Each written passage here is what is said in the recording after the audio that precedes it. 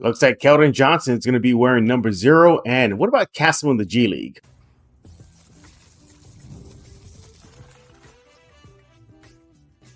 You are Locked On Spurs, your daily San Antonio Spurs podcast, part of the Locked On Podcast Network.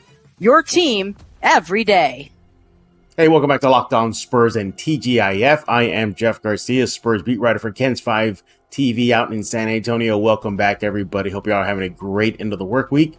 And as always, we thank you for making Locked On Spurs your first listen every single day. Free and available wherever you get podcasts, iTunes, Spotify, Ken's 5 Plus app. You know where to go. Find us, subscribe right now. What are we talking about today? We're going to be looking at Keldon Johnson and the number. Yes, it's finally settled. He is going to be wearing number 0, but should he have or should not he have? You know, it doesn't really matter. It's the offseason, everybody. We got to think of something here on Locked On Spurs. Also, we're going to be discussing, what about the rookie Castle going to the G League? You know, Spurs do have some depth at the point guard spot. Discussing that and so much more. Then we're going to wrap up the show with some Spurs news and notes that you may have missed. And did I mention subscribe? Yeah, subscribe wherever you get your favorite podcast because we need it. The offseason is slowly winding down and the Spurs season is just right around the corner. Hey, today's episode is brought to you by Game Time. Download the Game Time app, create an account, use code LOCKEDONNBA for $20 off your first purchase. Now let's go ahead and bring in our guest. You see him on the screen. He is Mr. Rudy Campos of Sweep the League. And as always, he gets his own walk-up music because Rudy's cool like that. You know, not only do you get the walk-up music because, you know, you're a frequent guest here in Locked On Spurs, but anybody with a side duck t-shirt is cool in my book. Yeah, side duck t-shirt. I found it at San Japan when I went with the family. Found a couple other t-shirts, so I'll firmly display them on Locked On whenever I'm on, so that way y'all get the first look at them.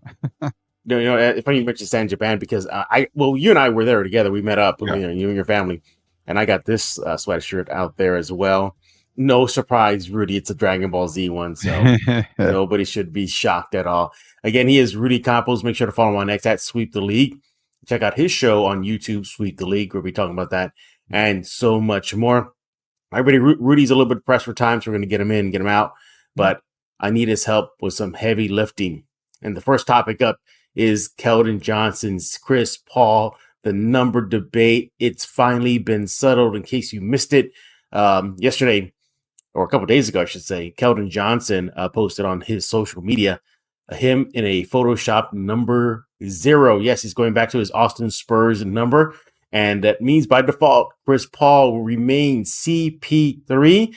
It was written in the sky already. I mean, there were so many, signs that it was going to happen. First, there was NBA 2K25 leaking that Keldon Johnson was in 0 and Chris Paul was in number 3. Now, that's important because, Rudy, I believe the 2K and the NBA, they kind of work in conjunction with one another. Yeah. So whatever happens, so, I mean, that was obvious. 2, Sporting Goods in San Antonio accidentally put on shelves Chris Paul t-shirts with number 3. That happened thanks to our guy over there at Castro Sun Solar. Appreciate that as well. He's the one who saw that when he was out and about in San Antonio. Yeah. So all signs were pointing there. Another sign was that Keldon Johnson years ago said that, well, he wears number 3 in honor of Chris Paul. So now they're teammates. Maybe that lent to it. But it's finally settled. Rudy, you're the guest. You get first crack at it. Should he or should he not have given up number 3 to the veteran Chris Paul? My stance has never changed in the sense that I've always said you shouldn't have to give up a number if it's meaningful to you. So if it meant something to Keldon Johnson, I mean, you're the first person on the team. I understand he's a legend. He's a point guard. He's all that stuff. But if you really don't want to give it up, I've always been one to think, well, you shouldn't have to. But I'm assuming in the long term, Pop and I'm probably the organization talked to Keldon saying it's probably the right thing to do. Monetary, I mentioned yesterday on Sweep the League with Derek Gervin, it's probably Chris Paul gave him a 25-year deal with State Farm and paying his insurance. So it's something you just can't turn down. Honestly, it was made more out to be than what it really was supposed to be. It really was, yeah. That makes it was just a huge. It was the offseason, Rudy. It's the offseason. Yeah. I mean, it was probably, one of the bigger topics of the offseason, and it caused a lot of debate when it just shouldn't have been anything. For all we know, they're in the background just saying, yeah, no problem. Take number 3. I'll go good. I'll take number 0 like I was in Austin. Not a big deal at all. So I'm okay with it. I'm fine with it now. Should a player ever have to be forced to give up a number? I don't think so. I mean, I've always felt that way. If a number means something to you, there's a reason why, especially if you had it Yeah. for a very long time. Yeah, and what threw a wrench in everything was that Keldon Johnson did a meet and greet in Corpus Christi a few weeks ago, where a fan approached him and asked him flat out, are you going to be number 3 next season? And the reason being was because I don't want to switch out jerseys because you're about to sign a Keldon Johnson number 3 Spurs jersey. Yeah. And Keldon was adamant about it. He said, no, I'm sticking with number 3 for sure. There was no wavering or nothing. So something must happen between that point and then when KJ made it official. So, man, he has some explaining to do to that fan who got himself a Keldon Johnson number 3 jersey, had him signed. But, you're right. It's much to do about really nothing. This is not uncommon in just professional sports. There's always, look what happened recently. Well, not recently, but a few years ago when LMA came to San Antonio. Number 12 was already retired, Bruce Bowen. And in that situation, Bruce Bowen just told LMA, yeah, go ahead and use it. No big whoop. I don't know if he charged him for it, but, it is what it is. So these things happen. But for me, I'm on the opposite side. I hear what you're saying. I disagree. I think there's a certain sign I respect your elders. There's a certain sign of, hey, and what elevated it for me was KJ openly saying that, yeah, CP3 is my idol. It's a guy I watched, growing up. Yeah. So now that I'm his team, if I'm Keldon, I'm his teammate now. I want to respect my elders. I want to, honor the guy who's been there, done that, and longer than I have. Sure, yes, Keldon is the longest tenured Spur. He's had number 3 since he's been a Spur. But let's be real. The chances of Keldon going back to number 3 are very, very high. It might be even just in a few short months at the trade deadline if the Spurs waive Chris Paul and let him go latch on to a title contending team.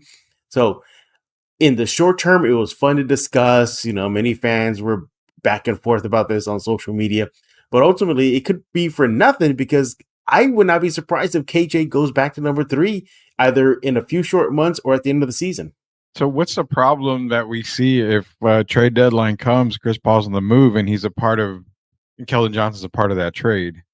Well, he can't go back to number 3 if he's on he can't go back to number 3. Yeah, he'll probably stick with number 0. Hey, Rudy, can you help me with this? I think Keldon is the first one in Spurs history to wear single 0. Yeah, because Johnny Moore was 00, and from what I understand, I think he's the first one to wear 0. Was Mo Cheeks 0? Why do I think Mo Cheeks was? Or he was 1? Wasn't Mo Cheeks 15? Oh, he was 10. No, he was 10. Yeah, he was 10. That's what it was. Yeah. I'm trying to think. I thought somebody wore 0, and I don't know why. Yeah, no, it must have been an Austin Spur, is what I'm thinking. It might be an Austin Spur. Yeah, maybe Keldon. Keldon wore 0 there. Yeah. But no, I think that's true. I think Keldon is the first Spur in Spurs history to rock with 0. Do you think it causes? This was kind of brought up on Sweep the League. Do you think? Because we discussed when you posted it, we discussed it, and do you think if it was a forced move by the organization? Because remember, you go back to when Keldon said, "No, you don't have to change jerseys. I'm sticking to number 3." Yeah. Do you think if it was a forced move and they forced his hand, that it causes a rift or animosity in the locker room? I mean, it's a long shot and it's a shot in the dark, but I mean, you went from a starter to a 6-man, you're giving up minutes in a way. Now they're asking you to do this.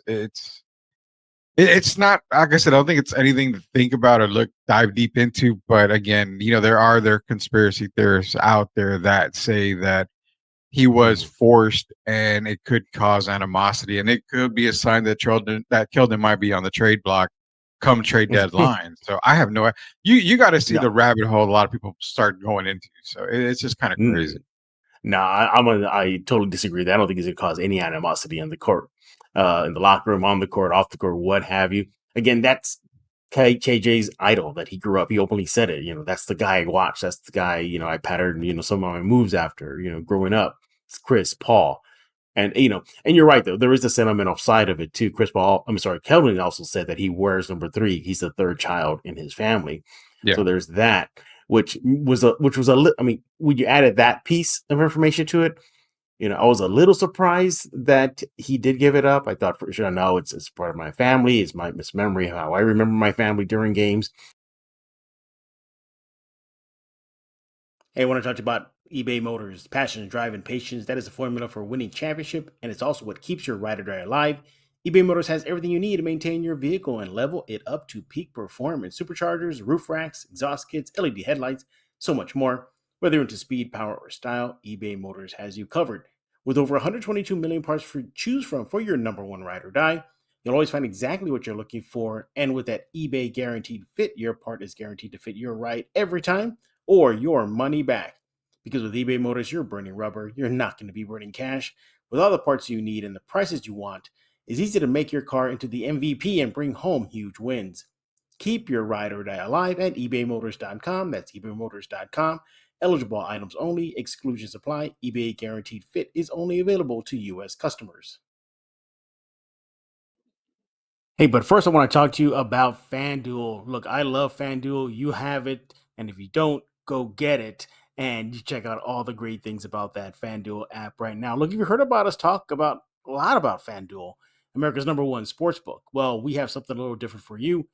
Now, through September 22nd, all FanDuel customers can bet $5 and get a 3-week free trial of NFL Sunday Ticket from YouTube and YouTube TV. Now, that is a deal. Go sign up for it right now. Then, with YouTube TV base plan, you'll be able to watch every regular season Sunday afternoon out-of-market game. All you need is a Google account, current form of payment. You can cancel it anytime. Look, and when you get that app, it's very easy to use, user-friendly. Place your bets in seconds, 1, 2, 3, in and out. It's it basically helps you keep the sports going. Look, the Spurs are in the off-season period right now. It's kind of a low moment, but if you want to keep on having fun with sports like MLB or NFL started already, go and download the FanDuel app right now. You want to go to FanDuel.com. Why? Because it's America's #1 sportsbook. A Jedi uses the Force. To subscribe to Locked On Spurs, pass on what you have learned. But you know what? I got a little grief from this too, from the guys over at San Antonio Sports Star when I posted the video of KJ saying it. I'm keeping number 3, and in the write-up I put on there like, yeah, don't be surprised if KJ gives up number 3 to Chris Paul. And those guys, man, why would you do that? No, why would he do that? No way, Garcia. He ain't gonna do that, But here we are.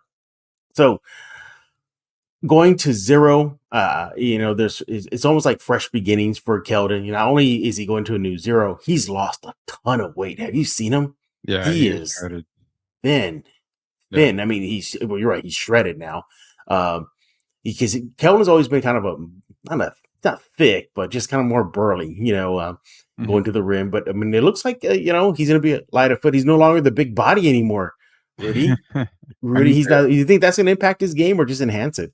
Man, it's tough to say because when you lose weight like that, you tend to be able to get pushed around a little bit more. So getting to the basket, will he be able to finish a lot of the and ones is the question. But on the opposite side of things, it adds a certain quickness to his game. The jump shot can actually improve if you shred some weight. You're, a little bit lighter on your feet, so you're able to get up a lot quicker. The explosiveness might actually be there now. And that's kind of saying because Keldon is one of the most explosive guys on the team getting to the basket. But if you're losing more weight, gaining a little bit more muscle, you can actually be a wrecking ball when it comes to getting to the basket. So I want to say that him, losing the weight is probably going to be a good thing for him. With Chris Paul on the team, you're going to probably see a lot more fast breaks. You're going to see a lot more wanting to run and gun type of offense for the San Antonio Spurs. Something we haven't seen. Oh God, I can't even remember the last time we saw run and gun type of offense in San Antonio. A lot of it has been in the half court game. So no problem with Keldon losing the weight. Like I said, it's going to make him lighter on his feet. Shouldn't affect his game too much. In fact, I think where it benefits him most is the jump shot. I think he'll be able to have a quicker release. He'll be able to get better on his jump shot. So you may see his shooting percentage rise. The last time I saw the Spurs do run and gun was the John Lucas era, the John Lucas coaching era. Remember, they ran. They were not. I was what 10 games after Tarkanian got fired. Yeah. So, they switched, and it was all about Robinson at that point. They're just everything went through him, but they were a little bit run and gun there too. Did Pop go 7 seconds or less at one point? Why do I remember that? Like, just kept on going, or was that more recent? No, it had to be more recent because with Timmy and David there, a lot of it was 4-down offense. It was all in the half court, slow the game down. Just take your time, and then you got the beautiful game type stuff, which wasn't run and gun. It was just the extra pass. So yeah, I don't know. I can't remember if it had to be something recent for run and gun for Spurs and Pop. Doug Moe, right? He went run and gun with Spurs? Yeah, right? Doug Moe was a run and gun type guy. I wonder if I can't remember. I think Larry Brown had a fast break type of offense, but his was more half court. He was way half court. Yeah, he's old school. Yeah, I'm not too sure. It may not have ever happened. I know if you go ABA days with Stan Albeck, that probably I would say around that time. Yeah, exactly. But yeah, you have it. KJ is 0. What do you think? Should he have given up that number to CP3, the elder statesman on the San Antonio Spurs? At least collectively, Keldon is technically still the eldest Spur, but yeah, y'all know. I think that Keldon should have gone and done it. He did. Rudy's on the fence. He's thinking that maybe not. Keldon should have done that. Let us know. By the way, if he did pay it, I wonder how much money he gave Keldon. That was a lot of money, man. I mean, I wouldn't probably take drop in the bucket. Million. I wouldn't take less than $1 million. What would you take? You take no less than $1 million. Funny you asked that. I was asked that, and they said, your favorite player, Carolina was Joseph Forte. So if Forte asked for your number, would you give it to him? And I said, no. I mean, that's my number. I want my number. So the only player I would give it up to for was Drazen Petrovic, actually. I said I would give Drazen my number all day, every day. But if it was me, I told him probably $2 million. $2 million get you. Rudy sticking it to CP3 if that was the situation, man. You want that cash, man. I mean, probably $2 million is probably just one day's work with, the insurance company, Allstate, whatever. Yeah. But anyway, again, he is Rudy Campos. Follow him on X at Sweep the League. But Rudy, let's go ahead and shift gears now and talk about Stephon Castle. Now, we're going to bring you this up because I was a guest on Locked On Fantasy Basketball with my colleague Josh Lloyd. So we're going on the roster. Then we hit the point guard depth. Yeah. And then the topic came up about Stephon Castle playing behind guys like CP3, Trey Jones, maybe not Wesley, but, he's still there in the rotation as of now. And then there's Castle. So we tossed out the idea of maybe Castle should spend some time in the G League, not to knock him, not to say he's not worthy enough, but just only because of the point guard depth right now. Now, we know Castle says that he is a point guard. We saw him run the point guard in the summer league, but he also has the capability to play the off guard. Rudy, would you entertain, or you think it'd be okay if the Spurs were to announce that, hey, Stephon Castle's being assigned to the Austin Spurs G League team? I am 100% okay with it. I have no problems with him going into Austin, getting as much burn as he can. What we will see a lot of if that happens is he's going to be called back and forth. We've seen that similar to some of their draft picks in recent years. They'll be called up, called down, called up, called down. All it is just getting game time. I mean, you're talking about him behind Chris Paul, Trey Jones, and I don't even know if he's really behind Blake Wesley. I think at the beginning of the season, he's probably fourth on the point guard depth chart because Blake Wesley, knowing that he is already a Spur and he's been there for a while, I figured he would be ahead of him, but it shouldn't be much more after that before he surpasses Blake Wesley. But look at the off guard. I mean, you've got Devin playing there, and then you've got Malachi. Is he better than Malachi Branham at the off guard position? This episode is brought to you by BetterHelp. Look, we all can use some help throughout our daily lives, whether we're having ups or downs. Getting online therapy is key, and this is where BetterHelp can step in and help you become a better version of yourself. Look, therapy can help you reconnect with your sense of wonder because, maybe, you lost focus of what makes you happy. maybe put things off to the side, kids in school, maybe work, but it's time to take care of yourself, learn what you like to do, give yourself some good mental help with better help. Look, it's helpful for learning coping skills, how to set boundaries. It empowers you to be the best version of yourself. It isn't just for those who experience major trauma. It's also if you're having a good time and you want to keep those good times going on, you want to go to BetterHelp. So if you're thinking about starting therapy, give BetterHelp a try. It's entirely online, designed to be convenient, flexible, and suited to your schedule. You just fill out a brief questionnaire, get matched with a licensed therapist, switch therapists at any time for no additional charge. Rediscover your curiosity with BetterHelp. Visit BetterHelp.com/LockedOnNBA today to get 10% off your first month. That's BetterHelp, HELP.com/LockedOnNBA. I want to talk about Muslinger's drive-through coffee. Go there right now. San Antonio, 2404 Thousand Oaks Drive. That's in the 281 and 1604 area. They got it all. Lattes, cold brews. What else do you need? Hot coffee. What else do you need? Well, espressos. What about a pick-me-up? Part of their Lightning Bolt series, which includes the Alien. Yeah, those drinks will get you going. I was there recently. Let me tell you, that menu is huge. I couldn't know where to start. So many good things, including mini donuts. Great employees. Proud local sponsor of Locked On Spurs and a proud community member of San Antonio, serving San Antonio's best drinks around town. Go to Muslinger's drive-through coffee right now, open every single day from 6 a.m. to 6 p.m. By the way, those Lightning Bolt series, just a heads up, they're going to be now with Lotus Energy. That's 7 power plant extracts. That gives you flexibility, gives them flexibility to create new drinks. But if you do want Red Bull, just let them know. They'll make it, but Lotus Energy will be the default.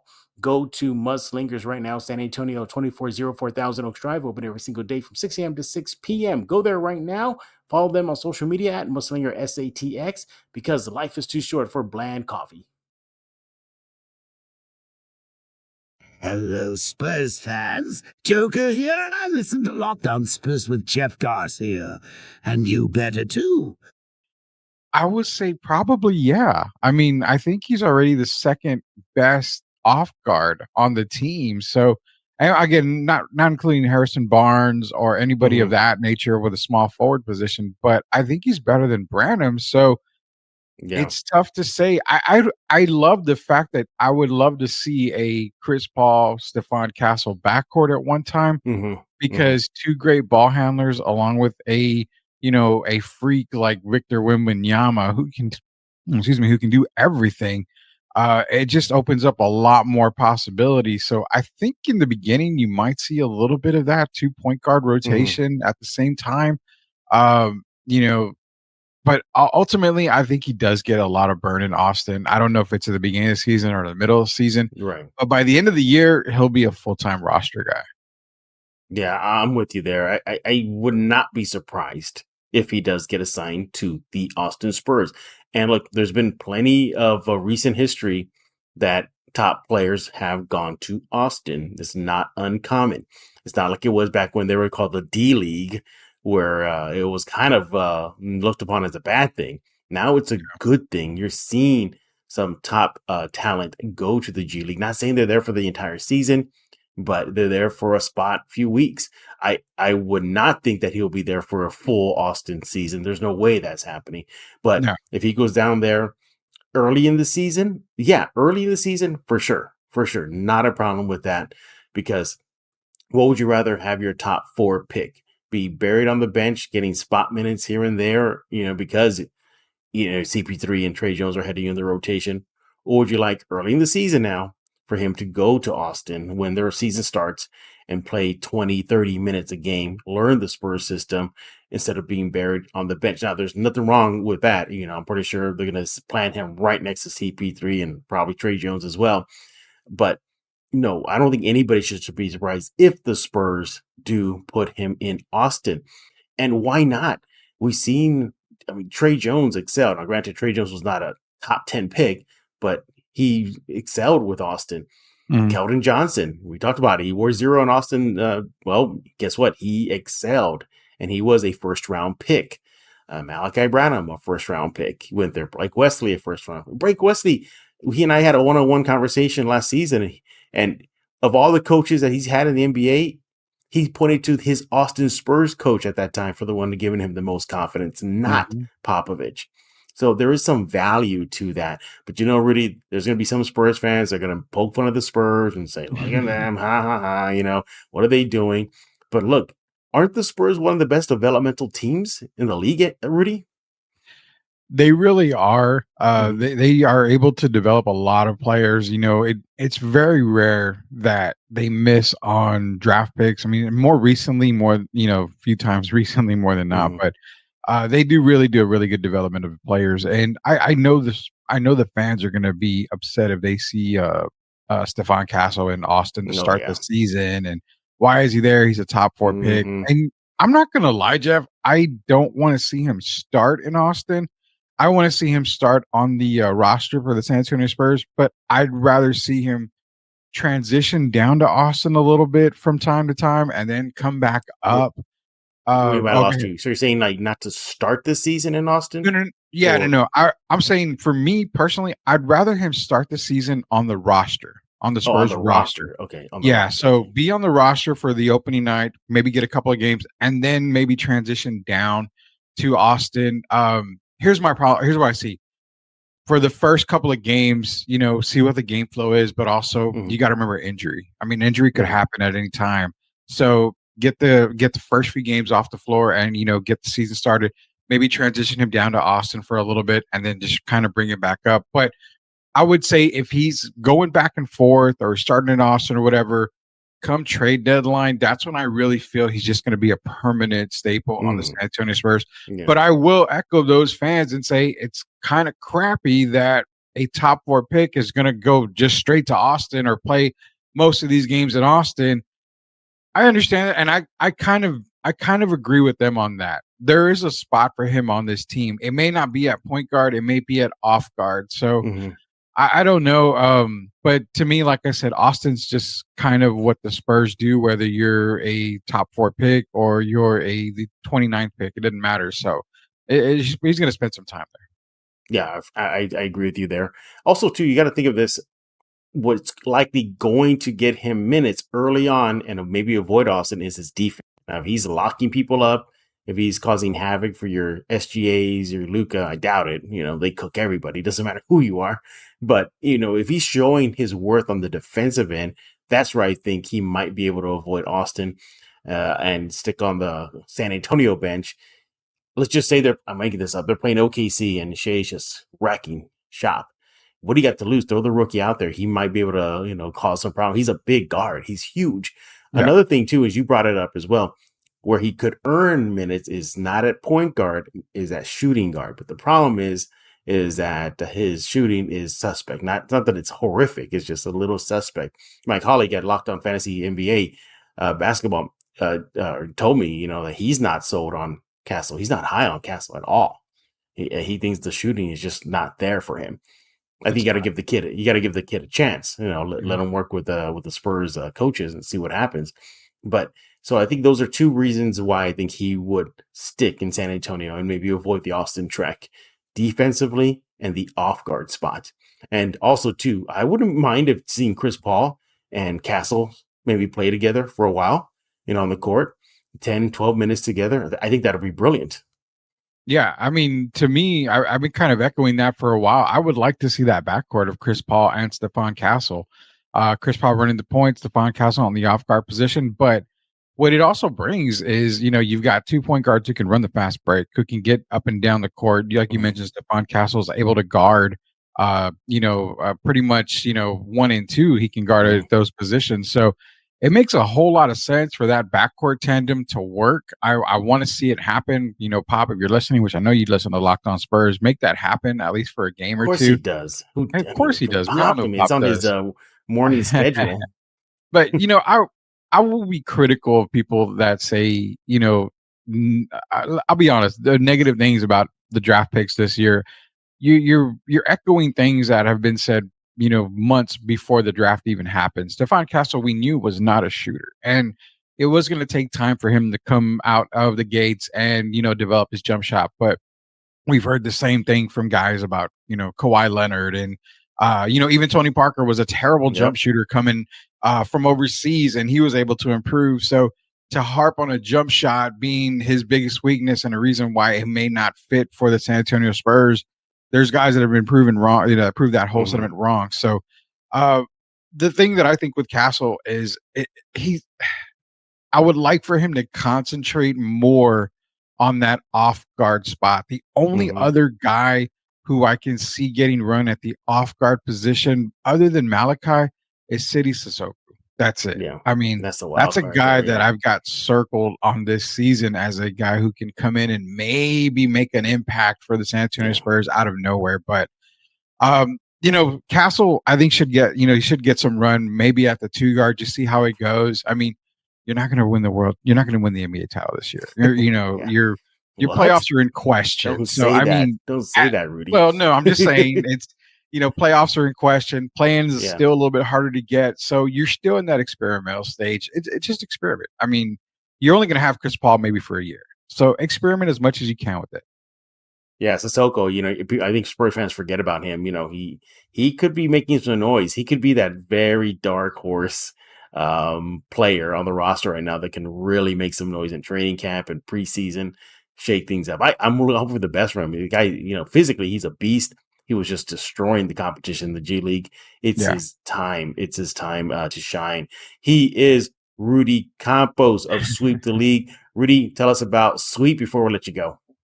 Yeah, Sweep the League. It's Monday through Friday. We usually go from 9 p.m. to about 10:30 in the evening. So we kind of run the evening time right now. But Monday and Wednesdays, we do a rebroadcast of a show earlier in the day or a past show for right now. But anyway, it's football season, Jeff. We're talking nothing but football, college football, NFL.